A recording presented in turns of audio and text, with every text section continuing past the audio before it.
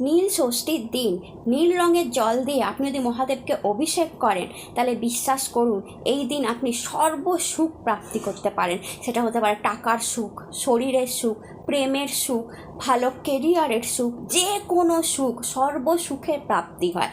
কীভাবে করবেন এটা? এটা একটা অদ্ভুত অভিষেক, এবং এটা নীল ষষ্ঠীর দিনই মেনলি করা হয়ে থাকে। এটা আপনি পুরুষ হন বা নারী হন, আপনি এই অভিষেকটা করে জীবনের যে কোন স্তরে পৌঁছাতে পারেন আপনারা কল্পনা করতে পারবেন। আপনারা কি করবেন? আপনারা একটু গঙ্গা জল নিয়ে নেবেন, যদি না থাকে প্লেন ওয়াটার, তার মধ্যে 11খানা নীলকণ্ঠ ফুল ডুবিয়ে রেখে দেবেন আধ ঘন্টা আগে। আধ ঘন্টা পর ওই নীলকণ্ঠ ফুল সমেত যে জলটা হবে সেটা দেখবেন নীল রং ধারণ করেছে। ওই জলটা নিয়ে গিয়ে আপনি যে কোনো মহাদেবের মন্দিরে গিয়ে যদি মহাদেবকে ওই নীল জল দিয়ে অভিষেক করে দেন, বিশ্বাস করুন জীবনে কি না পেতে পারেন। নীল পুজোর দিনই নীল জলের অভিষেক আপনাকে নীল আকাশ ছুঁয়ে দেবে।